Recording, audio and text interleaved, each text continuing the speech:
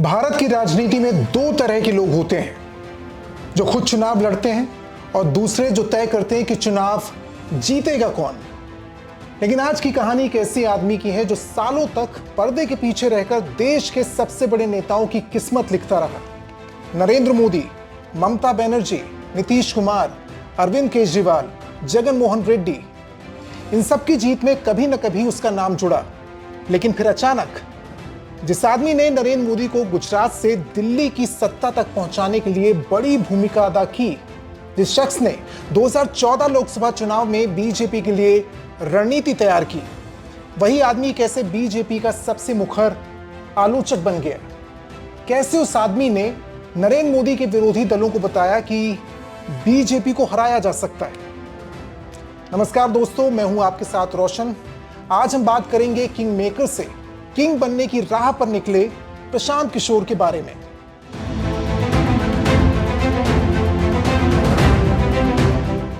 जिनको बिहार की जनता ने सिरे से नकार दिया था, जो बिहार के पिछले विधानसभा चुनाव में 243 सीटों पर लड़े और जीते एक भी नहीं।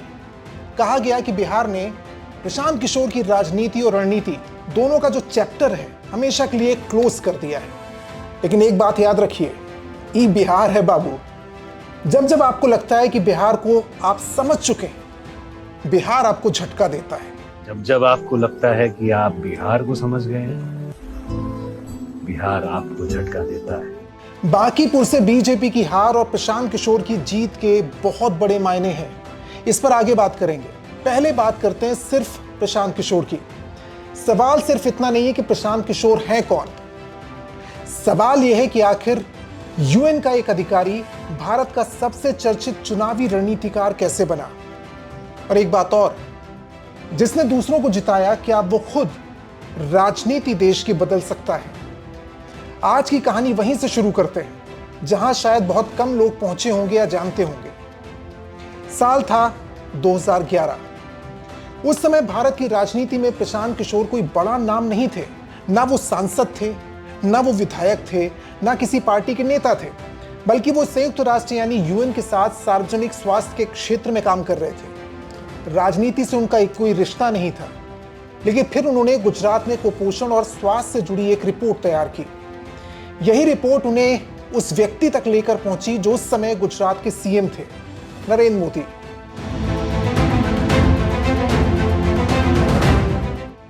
कहा जाता है कि इसी मुलाकात ने सब कुछ बदल दिया। मोदी उस समय राष्ट्रीय राजनीति की तैयारी कर रहे थे। उन्हें चाहिए था ऐसा व्यक्ति जो चुनाव में सिर्फ भाषण नहीं बल्कि डेटा, टेक्नोलॉजी और लोगों के बिहेवियर को समझ सके, उसके हिसाब से स्ट्रेटजी बना सके। लेकिन यही कहानी से दिलचस्प मोड़ आता है। यह कहानी आगे चलकर दिलचस्प होती है जब एक सरकारी नौकरी छोड़ने वाला यह व्यक्ति सिर्फ 3 साल बाद पूरे भारत का चुनावी रणनीति को लेकर एक कॉन्सेप्ट तैयार करता है। इसके बाद प्रशांत किशोर ने अपनी टीम बनाई, सिटीजन्स फॉर अकाउंटेबल गवर्नेंस। नाम लंबा था लेकिन सोच बिल्कुल नहीं थी। उस दौर में ज्यादातर चुनाव पोस्टर, रैली और नारों के सहारे लड़े जाते थे। लेकिन पीके की टीम डेटा देख रही थी, बूथ दर बूथ विश्लेषण हो रहा था। युवा स्वयंसेवक का एक नेटवर्क तैयार किया गया। मीडिया को किस तरीके से मैनेज करना है, 3D रैलियां किस तरीके से होंगी, चाय पर चर्चा अभियान किस तरीके से आगे बढ़ेगा। यानी चुनाव सिर्फ मैदान में नहीं, लोगों के मोबाइल और दिमाग में लड़ा जाना था। फिर आया साल 2014, जिस चुनाव ने सिर्फ सरकार नहीं बदली बल्कि भारतीय चुनावी राजनीति का तरीका चेंज कर दिया। लेकिन सबसे बड़ा सवाल यह है कि इतनी बड़ी जीत के बाद प्रशांत किशोर बीजेपी से अलग क्यों हो गए। यहीं से कहानी में एक नया मोड़ आता है, ऐतिहासिक जीत और अलगाव का।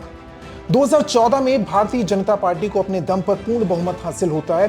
देश के पीएम बनते हैं नरेंद्र मोदी और इसी चुनाव के बाद प्रशांत किशोर एक नाम नहीं बल्कि एक ब्रांड के तौर पर सामने आते हैं। फिर आया 2014, जिस चुनाव को लेकर बातें होने लगी, कॉन्सेप्ट तैयार हुए, सरकार नहीं बदली है बल्कि एक तरीके से देखा गया तो राजनीति अब नए ढर्रे से चलेगी। लेकिन सवाल जो था प्रशांत किशोर का बीजेपी से अलग होने का, वो बहुत लोगों को खाए जा रहा था। सबसे बड़ी जीत है और सबसे बड़ा अलगाव है।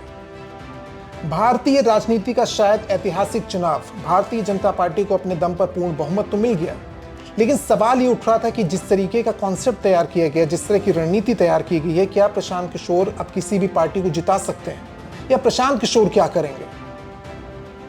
ये सवाल हर दूसरे राजनीतिक दल पर था कि अगर मोदी को जिताने वाला ये शख्स, ये रणनीतिकार अगर सच में अपने दिमाग से चलता है और उसी ने इस तरह की रणनीति बनाई है, तो क्या ये हमारे साथ आएगा तो हमारी किस्मत बदल सकती है।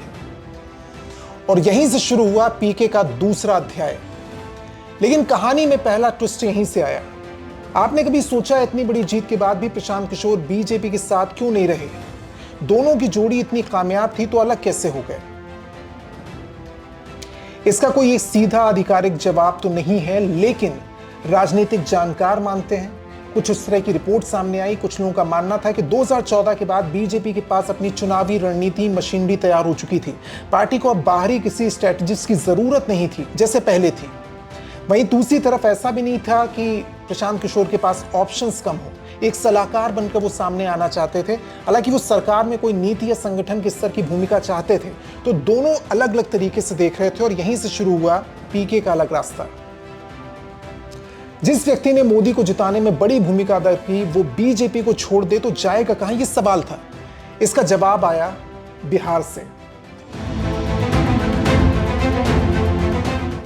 2015 बिहार का जो विधानसभा चुनाव था वो सामने आ चुका था।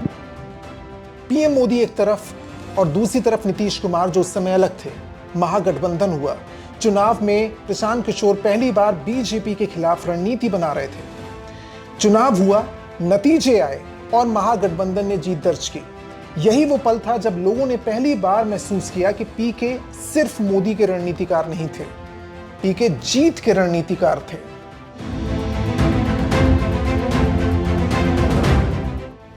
इसके बाद पंजाब, फिर यूपी में कांग्रेस के साथ प्रयोग होता है, आंध्र प्रदेश आता है, पश्चिम बंगाल, तमिलनाडु और दिल्ली, अलग अलग राज्यों में अलग अलग विचारधारा की पार्टियों के साथ पीके का साथ। नाम एक था प्रशांत किशोर। अलग अलग दलों के साथ पीके चुनावी मैदान में थे। लेकिन इस बीच एक सवाल उठने लगा, क्या पीके की कोई अपनी विचारधारा नहीं है, या फिर उनकी विचारधारा सिर्फ चुनाव जीतना है? आलोचक कहते थे वो किसी भी पार्टी के साथ काम कर सकते हैं। प्रशांत किशोर ने कहा कि वो विचारधारा नहीं, प्रचारक के तौर पर नहीं, बल्कि एक प्रोफेशनल चुनावी रणनीतिकार के तौर पर काम करते हैं। यह सवाल जरूर उठ रहा था। फिर अचानक से सवाल उठा कि उन्होंने खुद राजनीति में उतरने का फैसला क्यों किया? दूसरों को जिताने वाला आदमी खुद चुनाव लड़ने का जोखिम कैसे उठा सकता है? यहीं से शुरू होती है कहानी की सबसे दिलचस्प कड़ी। अब तक प्रशांत किशोर की पहचान साफ थी। वो चुनाव लड़ते नहीं थे, चुनाव लड़वाते थे, चुनाव जिताते थे। फिर उन्होंने एक फैसला लिया और सबसे बड़े समर्थक जो उनके साथ थे वो भी हैरान हो गए। उन्होंने कहा कि अब मैं सलाह नहीं दूंगा, मैं खुद राजनीति के मैदान में आऊंगा। लेकिन सवाल कि क्यों? आखिर कोई व्यक्ति जो बिना चुनाव लड़े देश का सबसे चर्चित चुनावी रणनीतिकार है, पैसा कमा रहा है, खुद राजनीति की कठिन राह क्यों चुनेगा? प्रशांत किशोर का जवाब था, क्योंकि सलाह देकर आप सरकार बनवा सकते हैं, समाज नहीं बदल सकते। उन्होंने कहा कि अगर बदलाव चाहिए तो पर्दे के पीछे नहीं, पर्दे के सामने आकर मैदान में उतरना होगा। जाहिर है आपका अगला सवाल होगा कि अगर प्रशांत किशोर ने यह चुना तो बिहार क्यों? प्रशांत किशोर की पहचान देश भर में थी, तो उन्होंने शुरुआत के लिए सिर्फ बिहार को क्यों चुना? क्योंकि बिहार उनका गृह राज्य है, ये नहीं भूलना चाहिए। ये वही राज्य है जिसकी राजनीति को उन्होंने सबसे लंबे वक्त तक देखा, बदलने की कोशिश की, और इसके बाद शुरू हुई हजारों किलोमीटर की पदयात्रा। गांव, कस्बे, छोटे शहर, लगातार लोगों से मुलाकात, जनसंपर्क, हेलीकॉप्टर नहीं, कोई बड़ी रैली नहीं, बल्कि लोगों के बाद सीधे जाकर उनकी बात सुनना। लेकिन क्या सिर्फ पदयात्रा से राजनीति बदली जा सकती है?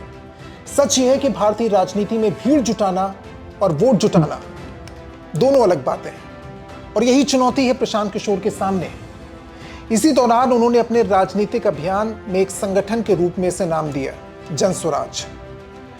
उनका दावा था कि बिहार की राजनीति 3-4 दलों के आसपास घूमती है, एक विकल्प की जरूरत है। राजनीति में दावा करना आसान है, उसे वोट में तब्दील करना मुश्किल है। हुआ भी है। प्रशांत किशोर की पार्टी पिछले विधानसभा चुनाव में 243 सीटों पर चुनाव लड़ती है, 0, एक भी सीट उनको हासिल नहीं होती। लगा मानो प्रशांत किशोर को जनता ने सिरे से नकार दिया, एक तरीके से उनका चैप्टर क्लोज कर दिया। और फिर आया बांकीपुर का चुनाव। बांकीपुर कोई आम सीट नहीं थी, एक गढ़ थी बीजेपी का। राष्ट्रीय अध्यक्ष नितिन दमीन यहां से लगातार 5 बार चुनाव जीते। बीजेपी के राष्ट्रीय अध्यक्ष बनने के बाद उन्हें ये सीट छोड़नी पड़ी, राज्यसभा पहुंच चुके थे वो, लेकिन सीट जरूर खाली हुई थी। नितिन नबीन पर एक तरीके से कह सकते हैं कि सीट खाली करने के दौरान भी वो ये सुनिश्चित करके गए होंगे कि सीट पर कोई और है। जैसे आप कहते हैं किसी टर्म में कि कुर्सी के ऊपर गमछा रख कर गए। कोई बैठने के बारे में सोच नहीं सकता, 1000 बार सोचेगा। प्रशांत किशोर ने इतिहास रच दिया। क्या इस बार बिहार की राजनीति बदल गई? रणनीतिकार एक नेता बन चुका है और असली परीक्षा भी बाकी है। अब तक प्रशांत किशोर दूसरों के लिए रणनीति बनाते आए थे, लेकिन अब उन्हें करना क्या होगा? चुनाव जीत चुके हैं, सुर्खियों में है, देश भर में उनकी बात हो रही है, लेकिन चुनाव जीतने के बाद ये सिर्फ व्यक्ति अपने दम पर एक सीट हासिल कर तक संतुष्ट नहीं रहेगा। प्रशांत किशोर को चाहिए कि अब वो संगठन खड़ा करें, उम्मीदवार तय करें, लोगों का भरोसा जीतना होगा। रणनीति और नेतृत्व दोनों अलग चीजें हैं। रणनीतिकार चुनाव का नक्शा बना सकता है, लेकिन नेता लोगों की उम्मीदों का बोझ उठाता है, और यही असली अग्नि परीक्षा है। अब प्रशांत किशोर के सामने कई सवाल होंगे। प्रशांत किशोर की सबसे बड़ी राजनीतिक यात्रा होगी। वैसे आप क्या सोचते हैं, क्या प्रशांत किशोर बिहार की राजनीति में नया अध्याय लिख पाएंगे, या उनकी असली ताकत सिर्फ चुनाव लड़ाने और रणनीति बनाने तक सीमित रहेगी? अपनी राय कमेंट बॉक्स में जरूर बताएं। इस चुनाव के नतीजे को आप किस तरीके से देखते हैं, कौन से फैक्टर आप मानते हैं, ये सुनना हमारे लिए बड़ा दिलचस्प होगा। बहुत बहुत शुक्रिया हमारे साथ जुड़ने के लिए। नमस्कार, जय हिंद।